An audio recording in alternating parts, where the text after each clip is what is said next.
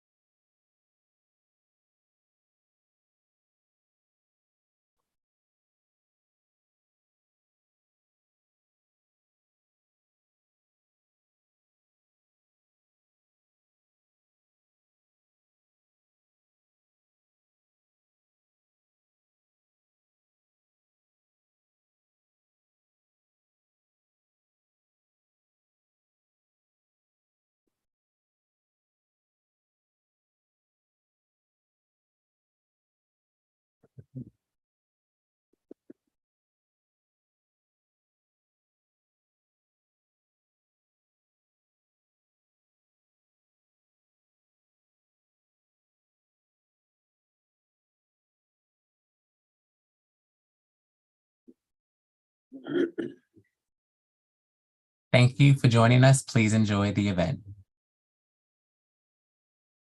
Hello, I'm Thanasi Kambanis, Director of Century International, the Century Foundation's International Policy Research Center. Today, we're really lucky to have with us, actually in person in our offices here in New York, Sajad Jiyad, who is Century's fellow in Baghdad and who has also been one of the pioneering researchers writing about the problem of Iraq's corruption and the spiraling effects it has on governance, security, and really every aspect of life in Iraq. Today, we're going to be hearing from Sajad about the dimensions of this problem, its historical roots, and his ideas for how it can be addressed. And just a couple of quick housekeeping notes. This session is being recorded and will be available for viewing later on YouTube. We're also eager to have your questions as part of the event. So you can put your questions in the YouTube chat and I will try and transmit them to Sajad.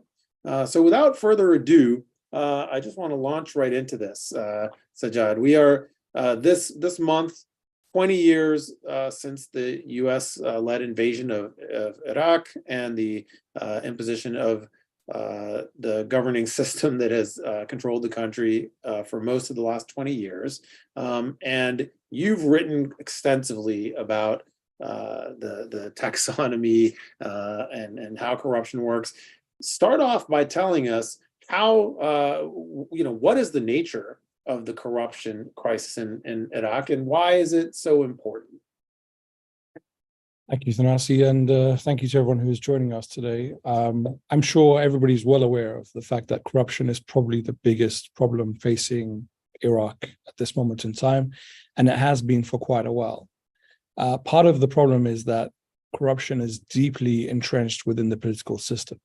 And this maybe goes back even before 2003, because Iraq's opposition parties agreed a system of power sharing in their conferences leading up to the invasion of Iraq. And the fact was that they would always have a certain number of seats for or positions for Kurdish parties, Sunni Arab parties, Shia Arab parties, and other minorities as well.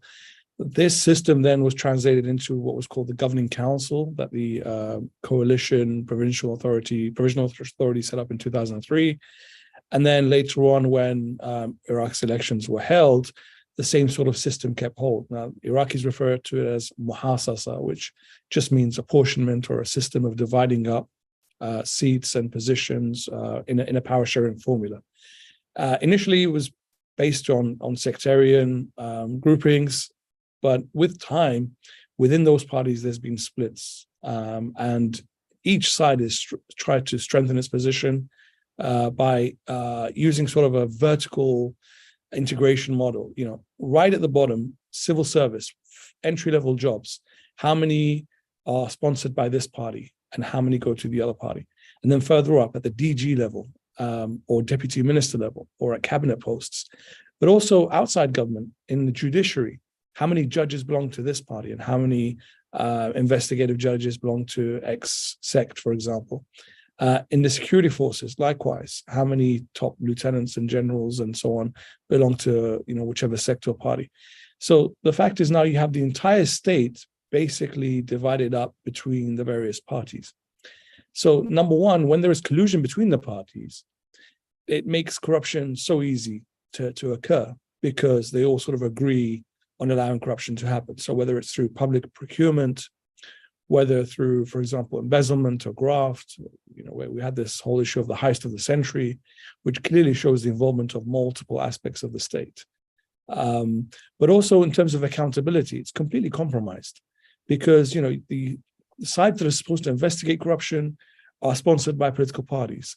The judiciary is also under pressure or sponsored by political parties. The security forces are dominated by the political parties.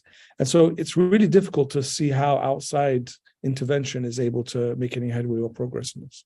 Well, okay, so at the sort of first step where you're giving us a sense of how severe this problem is, I want to dig down a little bit into the system you're talking about, because I'm not sure how familiar our audience is with what we're talking about when we're talking about corruption. You've just explained how a group of political factions have captured every level of government, from the person who hands you your passport at a passport office, or who puts in the order for pharmaceuticals at a government ministry, all the way up to the prime minister. But back up for a minute, if you can, and explain, because I'm not even sure I have a sense of this, how pervasive and how significant is the human impact of the kind of collusion, corruption, stealing that we're talking about, and how does it affect the ability of Iraq to function? So you just brought up pharmaceuticals, and that's a great example. That leads to direct harm. The fact that we can have counterfeit medicines in place and there is no accountability for how those get out on the street. The fact that when we need proper hospital equipment or medicines to come in on time, they don't. The fact that money, resources that are dedicated, for example, to provision of healthcare, just don't end up making it all the way there. We waste a lot of money through inefficiency, but also a lot of money is going through to corruption. So that's direct harm on citizens, but then also sort of the indirect harm. So future generations that are looking at what Iraq has spent, over $1 trillion in revenues since 2003, what do we have to show for it? In the coming generations, when they look, and the public sector is already saturated, you're no longer able to hire people. They look at the state of education, healthcare, infrastructure in the state. Those people's futures have been stolen already. So they're going to come to, of age in a state where they have no opportunities. Not only that, but the underlying conditions are pretty bad compared to most other countries in the region. They don't have stable electricity, for example. They don't have the provision of basic services. Plus, they have the issue of rule of law, worried about these political parties imposing their will on people through, using armed wings and so on. So it is direct harm that you can actually see and feel, but it's also the indirect harm that is going to affect not just the generations that are aware now, but the ones that are coming up in the next few years. And I mean, this is kind of, it's staggering to think through, because so you say in the $1 trillion spent since 2003, how much of that has disappeared and essentially been stolen rather than being spent on building power plants or building hospitals or paying teachers or any of these other things that the government is supposed to use the money for? So, of that trillion, probably around 60% of it has gone just on salaries. The way the patronage system works is these parties increase the size of the public sector, hiring more and more people, and that way more and more people are dependent on the government for salaries and income. And these people are paid, but not necessarily doing a job. Exactly. So it's a form of sort of welfare, but in a way, it's just a patronage system that allows the ruling parties to maintain control of the population. And so you have probably, in my estimate, between 80 to 90% of the population that is dependent on some sort of monthly payment from the government. And so that makes it very difficult for people to come out and sort of protest or speak out against the system because they're dependent on it for their survival. So that is the chunk of the money that is being spent. But the estimates on sort of what's been lost to corruption vary. So between 50 billion all the way up to $300 billion since 2003 that has been disappeared because of corruption. Iraq has tried to reclaim some of that money because they have tracked it to foreign countries, assets that are retrievable that are abroad, or even cash and so on that is abroad, but has struggled to bring that back. But also there is a lot of money inside the country that is caused by corruption. So you look at property prices in Baghdad, they are crazy, partly because where are you going to put the proceeds of corruption? They need to go somewhere, so people buy out real estate. Baghdad is very expensive in terms of real estate, clearly because a lot of money is going in from corruption as a form of safe investment. So money laundering, what you said, we're sort of just saying investment, you mean for money launderers? Money laundering as a storage of value. If you want to put your money somewhere, you don't trust the bank, certainly, and you're going to put your money somewhere where it's very difficult for the state to retrieve. One of those is property. So the estimates vary, but it doesn't really matter about the final number in a way, because the citizen can see oil being pumped out of the ground, especially in Basra. You can actually drive by oil fields and you can see oil rigs bringing up oil. You can see the pipeline on the highway. So you can actually see your wealth, the public wealth coming out, but then you don't actually see that being delivered. Instead, you get, infrastructure is weak. You get lack of accountability. You get, for example, the pollution that we have to deal with now and the effects of climate change. So that oil that is being exported and sold is not going to serve the citizen because you're in pretty bad condition. Whereas other countries who don't have our resources in the same region as we are able to offer their citizens much more than what we have. So I think that's at the heart of the public anger, is that it's not enough just to pay salaries to a bulk of the population. You need to also provide services, which unfortunately the successive governments have not been able to do, partly because of corruption. Yeah, I guess we often we talk about the sort of state failure or governance failure in Iraq, and we look at neighboring countries, even a country like Iran, which is not very rich and is very populous, and Iran has been able to use its oil wealth to create a much better infrastructure for its population than Iraq has. And I take it from your work, and I've sort of changed my view of this because of your work. Instead of thinking of this as a governance failure, I'm starting to think of it as a outgrowth of corruption.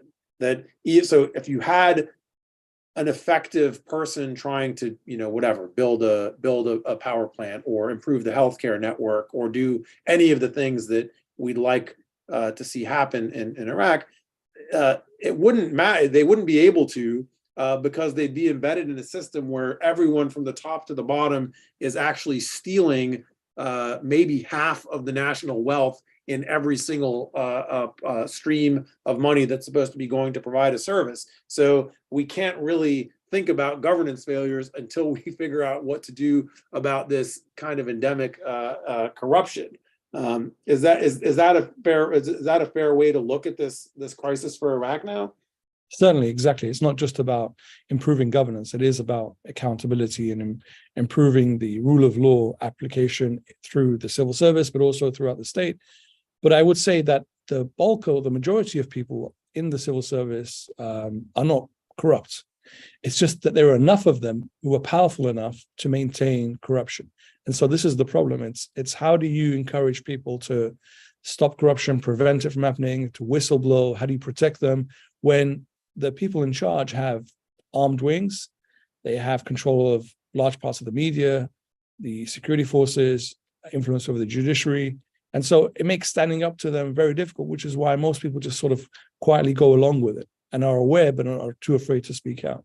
Okay, and we're not talking about pilfering a few tens of thousands of dollars here and there. Can you explain how it works? And I don't know if you want to use the example of the $2.5 billion heist of the century, or if you prefer to pick another sector that you've studied. But explain actually how this thing works, because I think it is mind-boggling for those of us who are used to thinking of corruption as a couple of bad apples embezzling money. So tell us what the system is. So the heist of the century is one example. I mean, I've written about it extensively, and so have others. We could use that as a particular case study. Because it's so egregious. The fact that $2.5 billion roughly was just withdrawn as cash from a government bank account over a period of a year. It's just unbelievable, and how brazen it was, and how simple in a way that the whole theft happened. So it looks like there is people involved from the former Prime Minister's office, people in the finance ministry, in the tax authority, to General Tax Commission, central bank, security forces, and a couple of other departments like the Board of Supreme Audit, the Integrity Commission, and others. So it's not one particular department in the state. It's at least 7 to 8 different sort of sides. And there are people in each of these that worked in collusion. So the people at the central bank that allowed these sums of cash to be delivered, and in some cases not even delivered, just withdrawn directly, like the delivery of cash never actually occurred to the bank. The people at the bank that allowed these sort of fraudulent, not even checks, but just orders to withdraw such amounts, large amounts of cash in one transaction. The people in the tax commission that ordered the banks to allow those withdrawals to happen. The people in the Prime Minister's office that pressured the bank and the General Tax Commission to make sure these transactions occurred. The security forces that allowed this money, we're talking truckloads of cash, to move from the central bank to the local Rafidane bank, and then through Baghdad and through checkpoints and so on. So when you look at it, and then the Board of Supreme Audit, which was supposed to be, checking the accounts and monitoring the transactions, the Integrity Commission, which was tipped off that there was corruption in this and didn't do anything about it, the Finance Ministry, who controlled this account and controlled the banks and should have put a stop to this. So when you look at it, it's a network of people from different political backgrounds, not just one party, who agree to work together, even though nominally they are rivals and political opponents, but who act in their economic interests, find a way to subvert accountability mechanisms, and just extract money directly from the state. Until now, there's not been much accountability. So this is an incredible story, and it does, in some ways, suggest that factionalism is not an inherent limit on effectiveness. And if these otherwise profoundly competitive, violent armed groups are able to get together and collude across all kinds of party and identity divisions to steal money, it's possible that they could also collude to govern.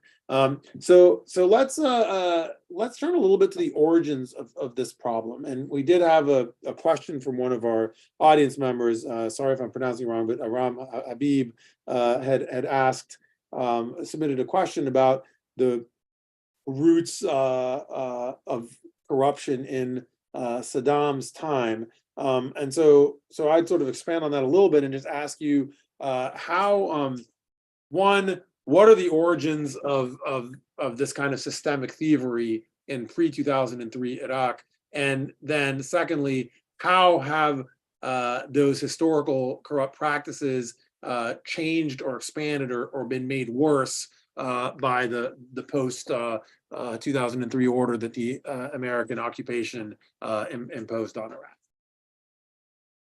It's a good question. I mean, corruption was not new post 2003, obviously. It became a phenomena in Iraqi society during the 90s because of the sanctions, because people's ability to purchase most goods sort of were wiped out. Their incomes meant nothing. You know, a whole salary would be dedicated to buying, a pack of eggs. For example, the teachers were among the most highly paid, but they couldn't even afford their livelihoods. They couldn't afford to eat well. They had to sell, whatever they had at home just to try to survive month by month. So the 90s, because of the sanctions that were imposed on Iraq, was really when corruption began to thrive. The state was engaged in it. The ordinary citizen became engaged in it. Pretty much everybody accepted that if you wanted to survive, you'd have to allow some sort of corruption to occur and engage in it and be a part of it as well. Before then, in the sort of 60s, 70s, and 80s, corruption was very limited. It was limited to members of the regime, for example, and it didn't lead to large-scale extraction of the public wealth for the benefit of party members. It was limited to a small circle of people. And generally in society, corruption was seen to be sort of a cardinal sin. You wouldn't really see it in your day-to-day transactions. If you were going to the passport office or you were dealing with, public contracts or something like that, you wouldn't encounter it. But the 90s is when you actually began to see it on a daily basis. And so when 2003 came along, Iraqis were all already used to some sort of corruption. But the levels are just not comparable. What was happening in the 90s does not compare to what happened after 2003. We're talking, potentially hundreds of billions of dollars worth of corruption.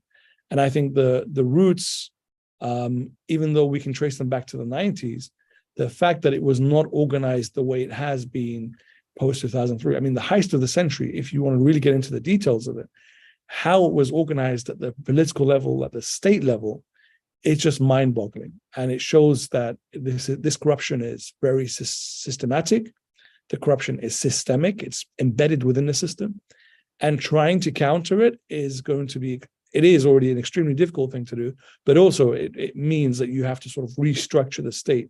The way parties are able to control the state, you have to sort of break that bond. I find that very difficult at this moment in time to envisage it happening. But certainly the corruption that we see now is not comparable to what was happening in the 90s. So there's a couple of pathways that I've seen and have read about in your work and others that connect, I think, to the sort of agency of the U.S.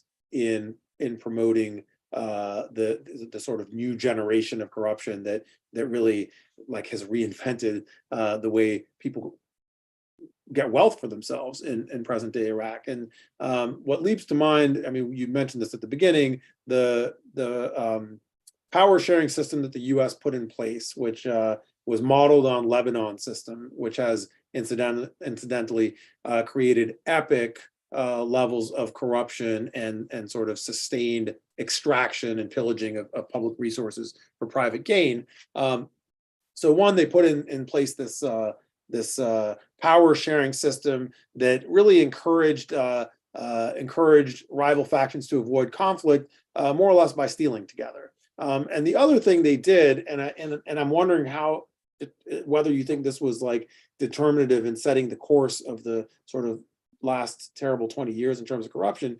In those early years of occupation, the U.S. really literally poured cash into Iraq.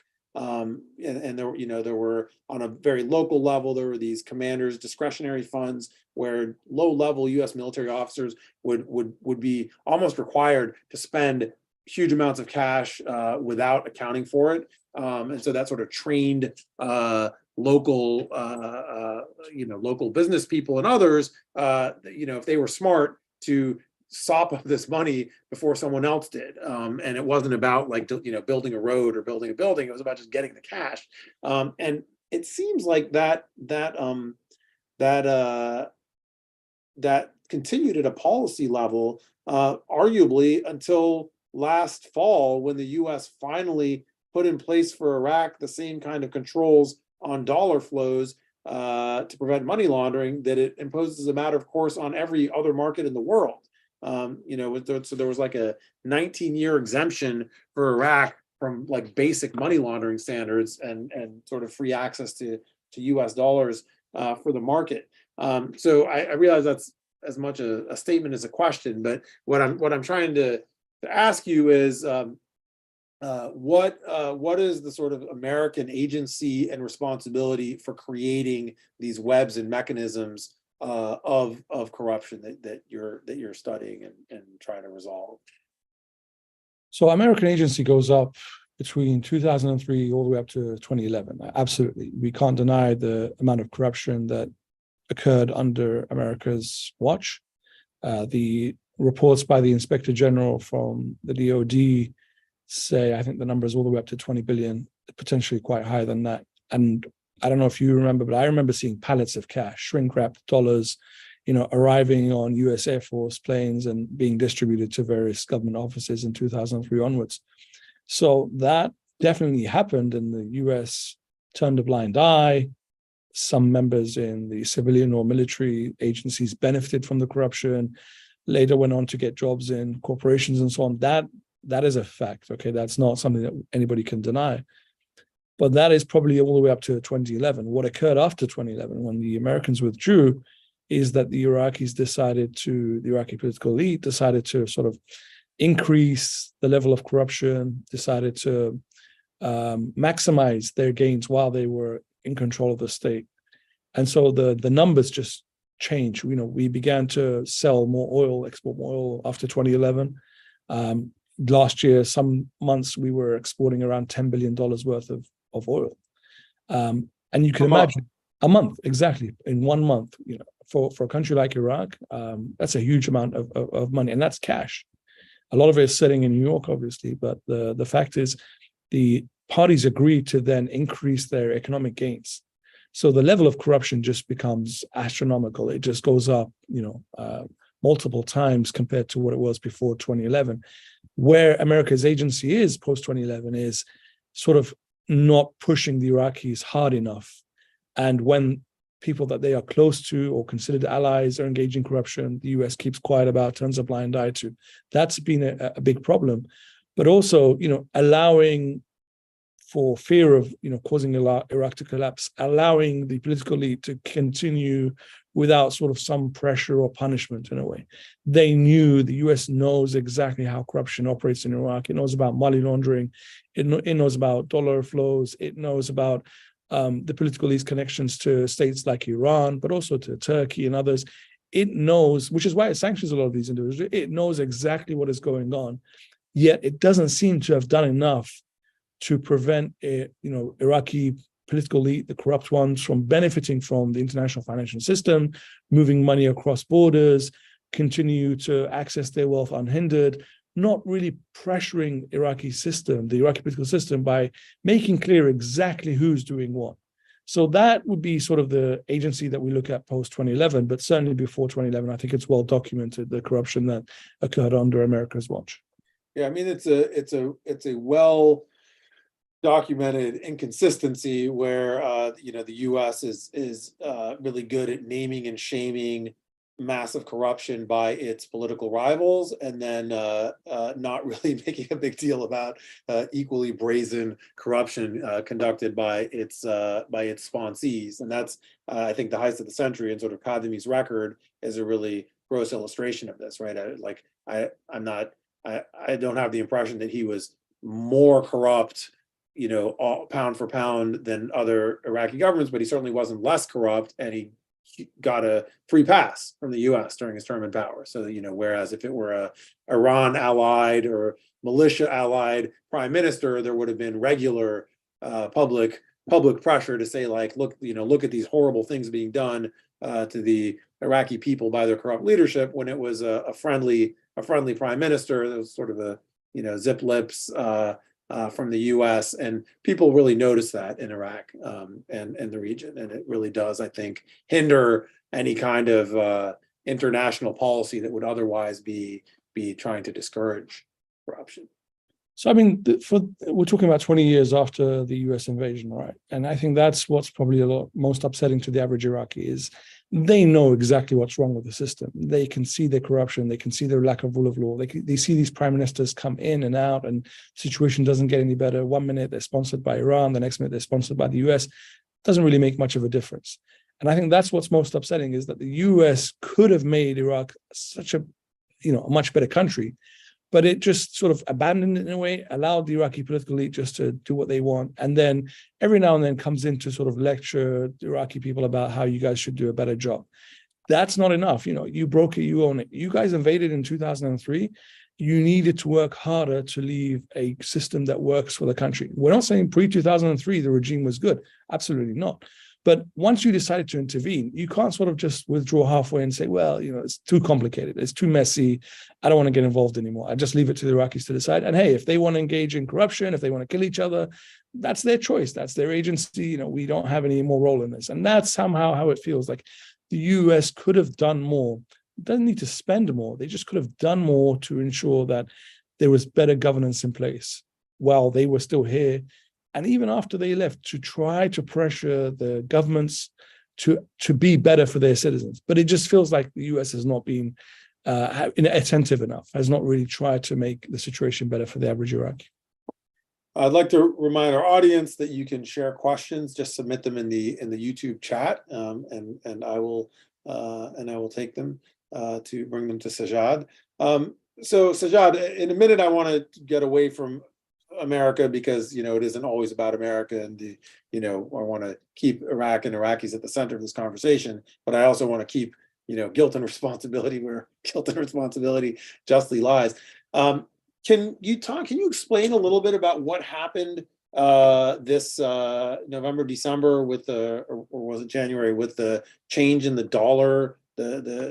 Explain what happened with the dollars and what that shows us, if anything, about the ability of the U.S. to be helpful in addressing problems like money laundering if and when it engages.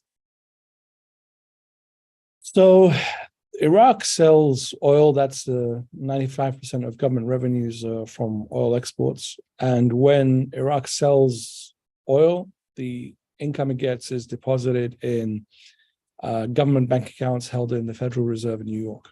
So that's where Iraq's wealth goes. At the moment, there's over $120 billion that is held there.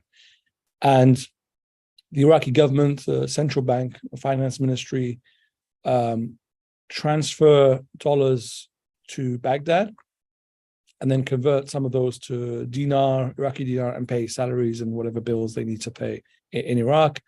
And they also request a chunk of cash, physical cash, to be delivered every couple of months to Baghdad because people need to access dollars in hard currency as well, in physical cash.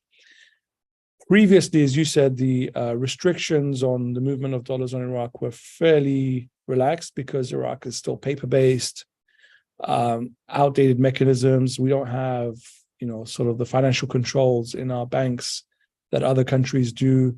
And the US was sort of allowing Iraq to operate on these loose terms because they knew how difficult it would be to get Iraq up to speed, but also they did not want to suddenly cause an economic crisis by preventing sort of dollars being available in Iraq. People tend to buy and sell things in dollars here, like property. They tend to, cash in whatever dinars they have to dollars because it's much more useful and stable in that sense. And so the US wanted to avoid, impact on food prices, on property prices, did not want to lead to inflation occurring either. So they went along with whatever controls the Iraqis had for many years, but had warned since 2017, that the stricter financial controls on the movement of dollars needed to come in. Iraqis got the message, but unfortunately, the systems are just not in place, but also partly because the current way of moving dollars suits the political elites. It allows corruption to occur. It allows other countries like Iran and Turkey to get access to dollars. And presumably Syria as well, which is heavily Exactly, sanctioned, right? exactly, yeah. And even other countries as well are involved in this. So they wanted the current controls to remain, the fairly loose controls.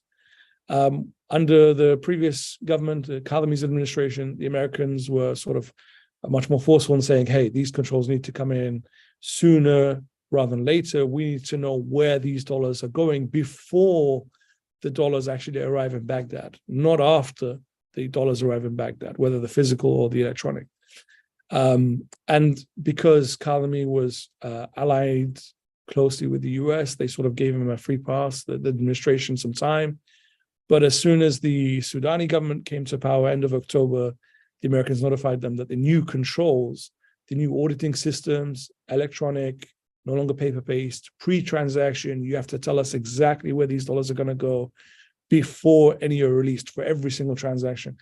This was a major change. The CBI was just not prepared, and it sort of occurred at a flip of the Central Bank of Iraq, the CBI. That's right, the central bank, exactly. And so, the knock-on effect was suddenly the flows of dollars reduced by 90%. You couldn't get any physical dollars in Baghdad at the retail stores. The banks couldn't transfer. If you were an importer, you were struggling to get hold of dollars.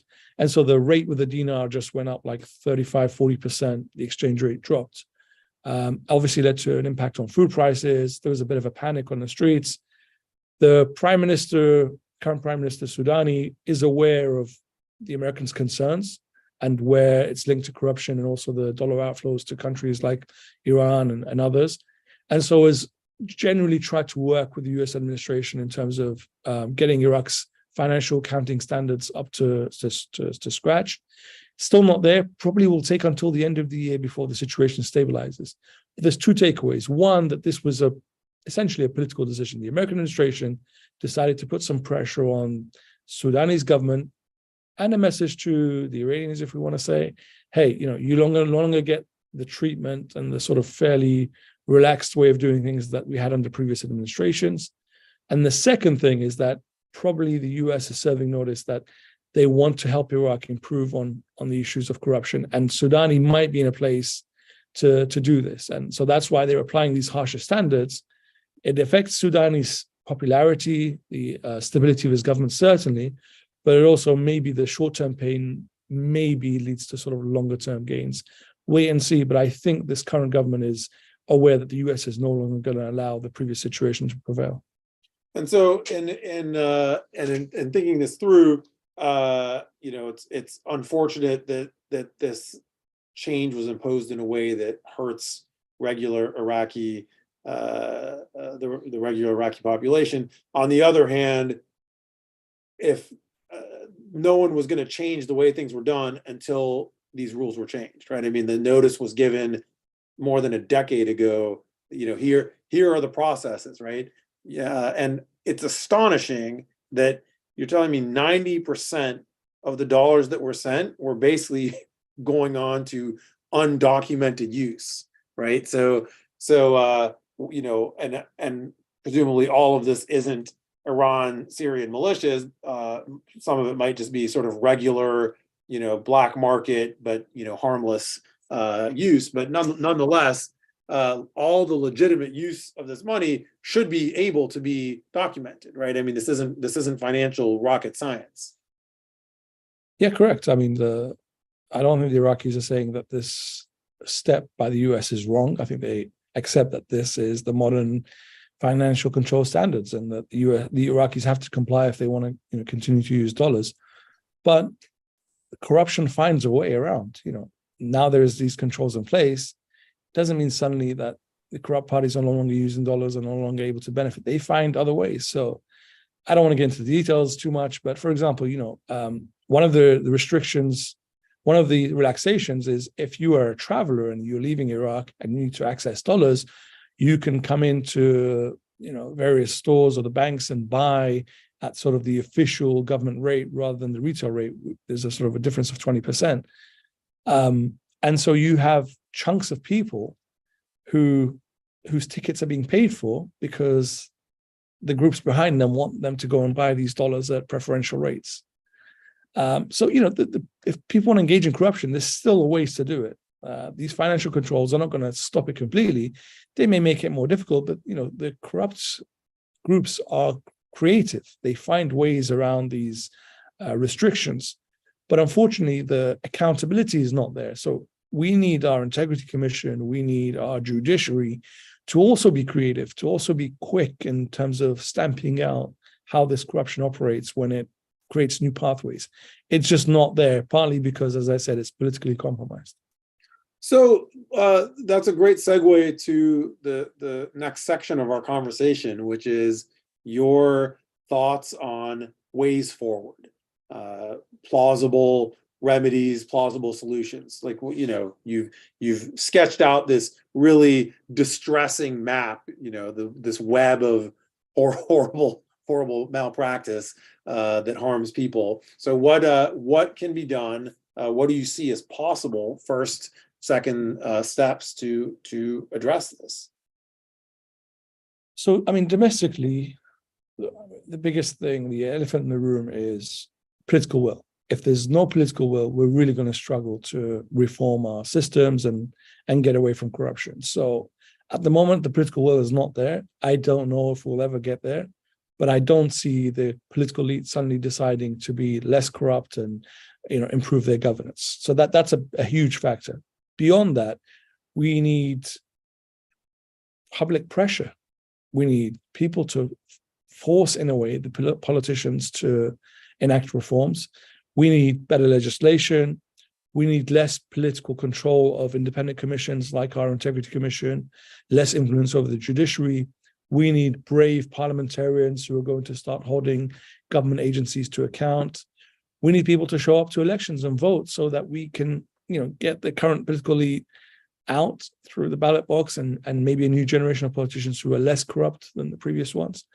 So there is multiple things at the domestic level, but also— Can we untangle that for a minute before you go to the next level? So, there was the massive Tishreen protests, 2019, huge, brave public uprising, which, among other things, has generated a sizable parliamentary bloc. And from what I've seen, the status quo is really willing to use a lot of force against this bloc. Even this bloc has opposed like the regression on the election law. So they've stood up in various symbolic ways to say, like, hey, the system is terrible, and they're being, I think, beat up on the floor of Parliament on occasion. They're being last week, I think they were forcibly removed from Parliament. So there is some of what you're talking about has already started to happen in terms of the public saying it has a problem. On the other hand, as I read it, the public is often not anti-corrupt. They just want a different distribution of corruption. So a lot of the public demands are, hey, we want some public sector sinecure jobs thrown our way, so we get a piece of this pie. So how do you sort of disentangle those two competing public aims? So exactly. The protests were a milestone, but not enough. There are over 25 million people under the age of 30 in Iraq. I would bet the majority of them are not happy with the current situation. Wait, what share of the population is under 30? 25 million people under the age of 30. That's like 2/3 of Iraqis are under 30. Yeah, our population is almost 43 million and it's growing about 1 million a year. We have over 5 million people who are termed NEETs, so not in employment, education, or training. So just, young people walking around with nothing to do, absolutely nothing. But if you, tallied up all these people and asked them a simple question, are you happy with your situation? I would say the vast majority would say no. Do you think you have prospects for a decent living in this country? No. Are you considering leaving the country if you could? Probably yes. Would you come out and sort of protest and whatnot? That's the bit that I'm not sure about. Because the political leaders are willing to use violence, that scares off a lot of people. You have to accept that as a reality. But also at the height of the protests, we didn't get millions of people on the street, partly because of the fear of violence, but also partly, as I said, because the system is paying people on a monthly basis. 80 to 90% of the population gets some sort of income or is dependent on some sort of income from the state on a monthly basis. they're not going to come out suddenly and protest and bring down the system that feeds them or guarantees their income and livelihood. So we need to break that bond between the dependence on the state and also your right to protest and ask for better governance. So we need bigger and more protesters, is what I'm trying to say. But I can't really push people to come out on the street when I know they'll be faced with force. It's just, there is a real problem here of how do you protest? Upwards of, I'll remind our audience, upwards above 600 people were murdered by snipers and security services during the October 2019 Tishreen protests. And thousands went missing, and people had to leave the country and relocate to other areas. And we're still investigating all the issues from the 2019 protests. It's still an ongoing process, and not much accountability, either for the security forces, the previous prime minister, or the ministers, as if sort of nothing much has happened. Sort of look, local disturbance, and let's move on from there. So what are the accountability mechanisms that might start to cut a dent into this web of practices? So, I mean, if this government, or maybe the next one, if it's really serious, it's got to show the Iraqi public that it is going to hold the most politically influential people to account who are involved in corruption. A minister, a prime minister, for example, show us in real time exactly what you're doing to hold them to account. What we hear is sort of, a small official at a department in a ministry somewhere is in trouble. We don't even hear the details if they've been taken to trial, how much assets have been recovered. And usually the amounts are small, and you can tell this person is just one small cog in a wheel. What people like to know is who are the masterminds behind corruption, and can we see them being held to account?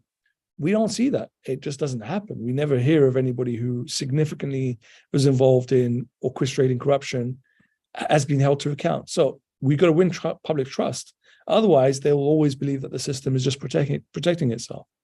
The second is we need to be able to see corruption stop happening, not just holding to people to account after it occurs, but how do we stop the theft of public funds and the thievery that occurs at all departments of the state, right? So a basic thing, like you go to get a driving license, they ask you for a couple of $100. Why? Otherwise, you're going to have to wait a few days to get your driving license, even though it takes 30 minutes, right? Because a corrupt officer at the door is asking for cash. How do you stop the average citizen from bumping into corruption every single day, right? If that doesn't happen, then obviously the public is not going to believe that you are fighting corruption. Instead, you're just finding a way to move it, in different pathways. So accountability for corruption that has occurred, but also prevention, stopping corruption at its source so that the average citizen does not feel that they're still facing corruption on a daily basis. I don't think this current government is able to do so right now. I don't know if they have the political will to do so, but then that leaves the public with the responsibility of forcing the politicians. So again, back to protests, pressure, elections and voting, for example. But the problem is most people now feel that the system is rigged. So why would they vote? Why would they protest? What is the effect of their voice? And so that is quite disheartening, the fact that the citizen feels that they can't actually do much about the situation. What about, so what possibilities are there for top-down measures that come from either bilaterally from other governments or from international financial institutions or from the UN and other international multilateral organizations? Yeah, I mean, so that's it. I mean, if we can't rely too much on sort of domestic pressure, we also have to expect the international community to do as much as they can to pressure the Iraqi political elite to reform. So I don't want to get into the discussion of sort of political pressure and sanctions on individuals and so on, but there needs to be a way that the Iraqi political elite feel the heat internationally. Our money our wealth is abroad. It's here. It's based in New York. There needs to be a mechanism that says, if you do not clean up your act, we will let it be known to the Iraqi public exactly how you guys are engaged in corruption, exactly where your wealth is, your assets, how you've engaged in corruption in the past. We will make sure that the Iraqi public come for you because we will tell them exactly what is going on. I believe members of the international community are aware of this. They know the details. They know which of the politicians hold which assets where, how they engage in corruption, how their companies are engaging in corruption. But so far, they've not sort of taken this on and made it clear to the public. Our media is controlled mostly by the political elite. So we don't even have much investigative journalism or outlets that really uncover corruption. So I'm guessing here that we'd have to look to the international community to help us with this. How can we uncover corruption in a way that makes it extremely uncomfortable for the political elite to continue operating the way they are? That's the gist of it. The exact tools, I'm not an expert on anti-corruption. I would like to, research into this, but I'd also like creative solutions. When you have a political elite that is as strong as the one in Iraq, that colludes amongst each other to control the state, that have weapons, that have parties that control and influence the judiciary, security forces, parliament, the government, are going to control the electoral commission, that are going to, I don't want to say rig elections, but are going to make sure elections are favorable to them. How in this system do you expect the average Iraqi to come out and force it without international assistance? I think that's the real issue there. I mean, we have examples in history, right? And I don't mean to be glib, but it seems in general like the antidote to this kind of corrupt, this kind of fragmented, violent, corrupt system is a strong state. And I think about historical examples from Tammany Hall in New York, or the Chicago political machine, or Italy and its progress over the last 50 years in finding, I think, quite successful ways to normalize or legalize huge areas of the economy that were controlled by organized crime. So it's been done before. Of course, Iraq has a very particular set of challenges, many of which, in my view, have their direct root in the crimes and irresponsibilities of the U.S. war on occupation. Right? I mean, that when we talk about the strength of militias and the lack of a state, that didn't come into, that's not because of Saddam, that's not because of history or because of Iraqi nature. It's because of a set of very specific, contingent historical circumstances that America largely authored, right? So today we have militias controlling, the trade in vegetables across the border, or, you name the sector. And when I hear you talking about how to fix it, I think, you have to somehow find a way to get upwards of 10 to 20 very violent, unaccountable militias to change their ways and take away their livelihoods. Like from in a sort of clinical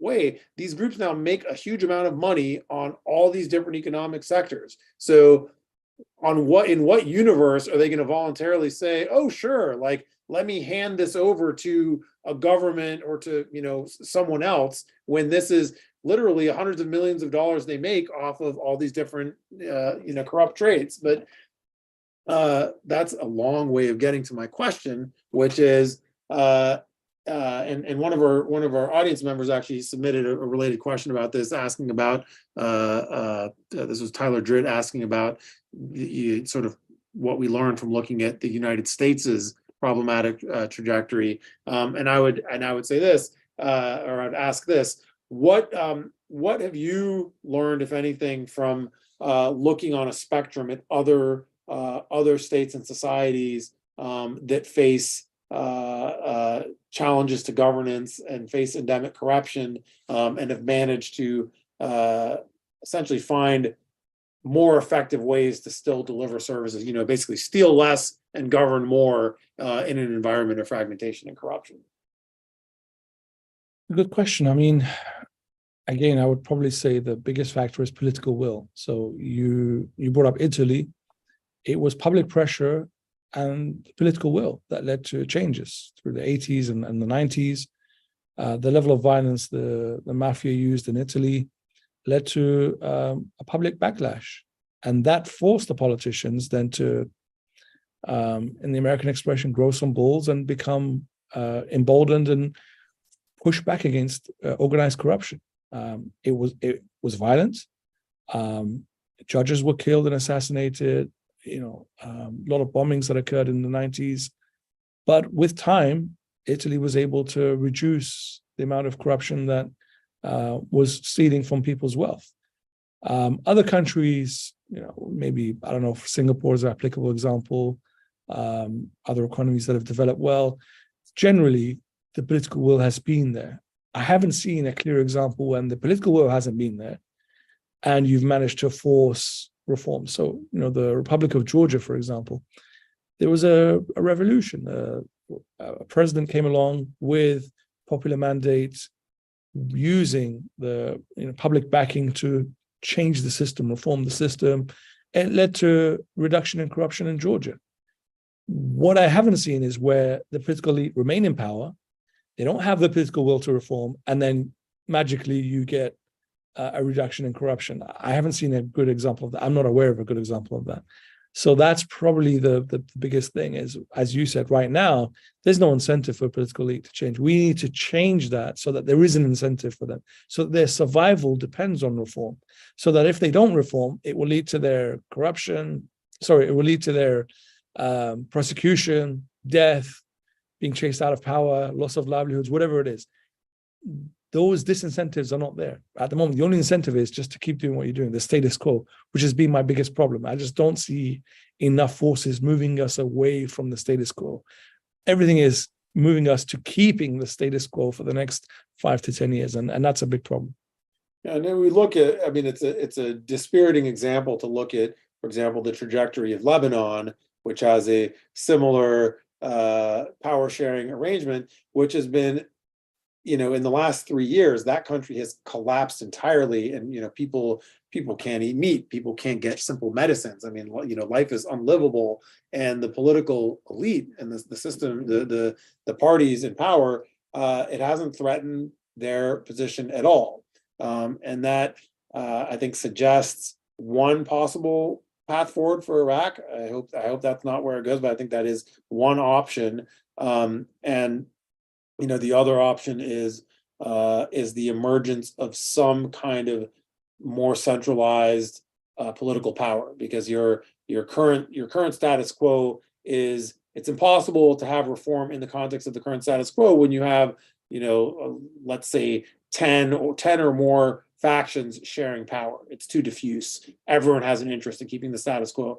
If you had more of a majority-minority political system, if you had 4 factions, let's say, instead of 12 or 6, let's say, two each in the main sort of political blocks, there you could start to imagine there being more of an incentive to change. And I imagine personally that you don't get this kind of change unless the armed groups see it as more to their advantage to have an economically reformed system. Essentially, if they imagine that they will make more money overall in a reformed system than they do in the current extractive corruption system. I think unless you solve that, which is, it's dirty and terrible, right? How do you come up with a reform plan that says, like, hey, you people who've ruined the country, we've come up with a way that you can get even richer, but at least we all don't suffer as a result of your predations. But I do think that's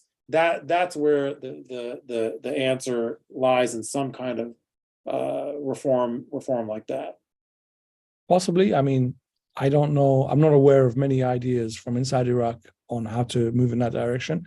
It would be great if we heard from the international community, from the US, from the UN, from other organizations, exactly how to improve on our anti-corruption standards in the current political climate, not in theory and in concepts, but currently what is realistic with Iraq's political environment. I haven't seen and heard enough of that. We hear good, things about best practice and the concepts of fighting corruption and how to be transparent. That's all good and well. We have enough policies there.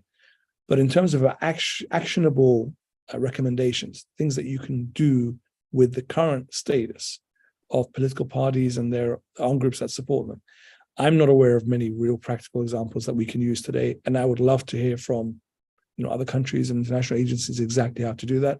It would probably even benefit our current government. Maybe they would say, hey, here is a way that we can actually tackle corruption without bringing down the house of cards on everybody. while we can still sort of keep some of the current parties in power, not affect their power base too much, but also improve Iraq's standing economically in terms of our transparency and anti-corruption standings, and also to restore some faith from the public in the political system. Domestically, we don't have those sort of ideas or agendas at the moment. I don't know if the international community is actually interested in giving Iraq actionable, realistic suggestions on how to do that. I mean, is it correct that, I mean, it's my impression that Iraq is one of the most corrupt countries in the world, and that it wasn't before 2003 one of the most corrupt countries in the world. But set me straight there. What's because yeah, so like I said, I would say 90s onwards, Iraq became engaged in corruption and became very corrupt with time, more and more so. But pre-1990s, yes, absolutely, corruption was minimal, and Iraq generally was believed to be sort of a very high standard. Particularly in the 70s, Iraq's development index was very high, per capita wealth was very good. We had wiped out illiteracy.